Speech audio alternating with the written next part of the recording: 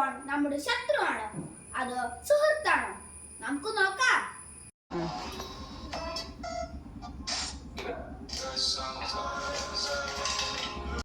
രാവിലെ എണീക്കുന്നതും ഫോൺ നോക്കിയാണ്, രാത്രി കിടക്കുന്നതും ഫോൺ നോക്കിയാണ്.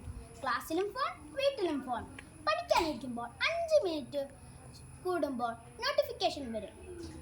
നമ്മുടെ ഈ സമയമൊക്കെ എവിടേക്കാ പോകുന്നത്? അമിതമായി ഫോൺ ഉപയോഗിച്ചാൽ നമ്മുടെ കണ്ണിന് പ്രശ്നമുണ്ടാവും, ഉറക്കം കിട്ടില്ല.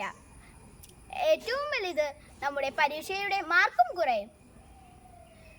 സുഹൃത്തുക്കളുമായി സംസാരിക്കാനും കളിക്കാനും നേരം കിട്ടില്ല.